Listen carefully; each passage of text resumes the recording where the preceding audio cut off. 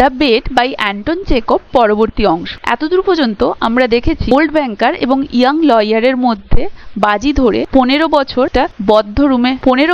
একটা রুমের মধ্যে বদ্ধ অবস্থায় কাটানোর সময়কাল শুরু হয়ে গিয়েছিল এবং সমস্ত শর্ত অনুযায়ী সেই ইয়াং লয়ার যখন ওই রুমের মধ্যে থাকা শুরু করে প্রথম তার খুবই অসুবিধে হচ্ছিল এবং দেখা যায় পরের দিকে সে ধীরে ধীরে আত্মসংযম করতে শিখেছে এবং বিভিন্ন বই পড়াতে সে মনোনিবেশ করেছে এবং সে 6টা ভাষাও শিখে নিয়েছিল খুব দ্রুত। তারপরে দেখো later on after the 10th year, এরপরে আফটার দ্য 10th ইয়ার 10 বছর পরে the lawyer sat immovable before his table and read only the New Testament।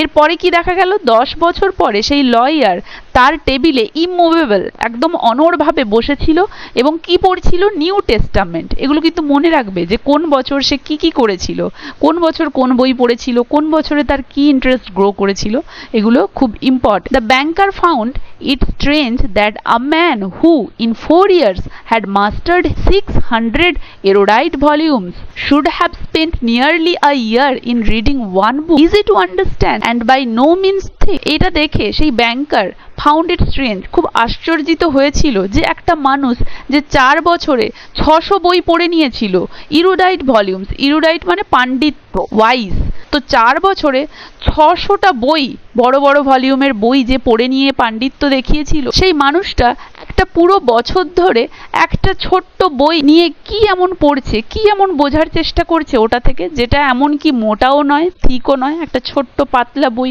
1 বছর ধরে পড়ে সে কি বোঝার চেষ্টা করছে। তার 1 বছরে এই বইটা পড়তে লাগছে যে কিনা 4 বছরে 600টা মোটা ভলিউমের বই পড়েছিল। The New Testament was then replaced by the history of religions and theology. এই নিউ টেস্টামেন্টে কি ছিল?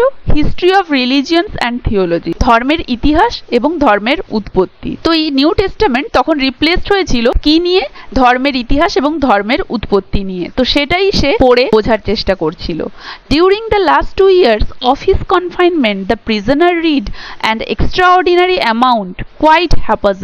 তো ডিউরিং দ্য লাস্ট 2 years তার বন্দিদশার, কনফাইনমেন্ট মানে বন্দিদশা, তার ওই বন্দিদশার লাস্ট 2 বছর সেই প্রিজনার এক্সট্রাঅর্ডিনারি অ্যামাউন্ট মানে প্রচুর পরিমাণে, হ্যাপাজার্ড মানে যে কোনো সাবজেক্টের ওপরে, যে কোনো থিওরির ওপরে বই পড়া শুরু করেছিল। Now he would apply himself to the natural science. এখন সে নিজে থেকেই আর কি বই চেয়েছিল? ন্যাচারাল সায়েন্সের ওপরে। Then he would read Byron or Shakespeare. তারপরে সে চেয়েছিল বায়রন এবং শেক্সপিয়ারের বই। Notes used to come from him in which he asked to be sent at the same time a book on chemistry.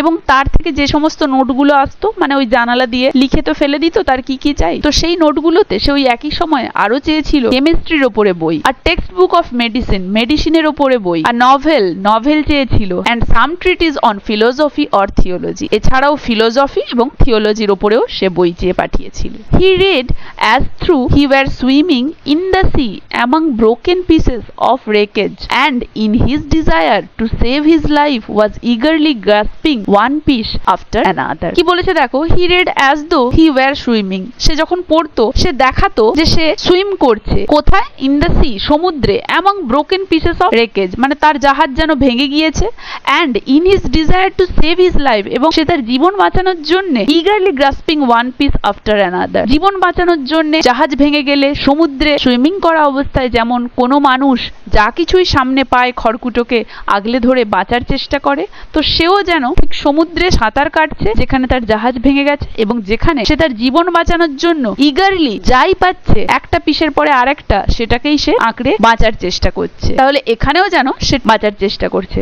তাহলে এখানে প্রকৃতপক্ষে বোঝাতে চাইছে সে যেহেতু একা বন্দি দশায়, তো জীবনটাকে বাঁচানোর জন্য, টাইমটাকে কাটানোর জন্য সে যাতে কোনোভাবে সেই শর্তটা পূরণ করতে শেষ পর্যন্ত যেতে পারে, সেটার জন্য টাইমটাকে অতিবাহিত করার জন্য একটার পর একটা সে বই পড়ে যাচ্ছে। মানে হচ্ছে সে যে বন্দি অবস্থায় আছে সেই বন্দি দশাটায় টাইমগুলোকে কাটানোর জন্য সে যেমন উৎসুকভাবে একটার পর একটা বই চেয়ে পাঠিয়ে পড়ে যাচ্ছে, ঠিক যেন কোনো মানুষ তার জীবনটাকে বাঁচানোর জন্য ইগারলি একটার পর একটা যা যাই আসছে তাকে ধরে যেমন বাঁচতে চেষ্টা করে সমুদ্রে ডুবে যাওয়া কোনো মানুষ, সেও যেন তার ওই অবস্থায় সময়টাকে কাটানোর জন্য যেটাই পাচ্ছে হাতের পাশে সেটাই পড়ার চেষ্টা করছে এবং একটার পর একটা সে চেয়ে পাঠাচ্ছে এবং সেগুলোর দ্বারা সে টাইমটাকে অতিবাহিত করছে। আশা করি এতদূর পর্যন্ত কারো কোথাও বুঝতে অসুবিধা হয়নি। ভিডিওটা কেমন লাগলো জানাবে, ভিডিওটা ভালো লাগলে একটা লাইক আর শেয়ার করে দেবে, আর যারা যারা চ্যানেলটা সাবস্ক্রাইব করনি কাইন্ডলি আমার চ্যানেলটা সাবস্ক্রাইব করে দেবে। তোমাদের বোঝার সুবিধের জন্য প্রত্যেকটা ভিডিও খুব ছোট ছোট রাখার চেষ্টা করছি, সবাই মন দিয়ে পড়বে, তাহলে কোথাও কোনো অসুবিধে থাকবে না। এর পরবর্তী অংশটা থাকছে পরের ভিডিওতে।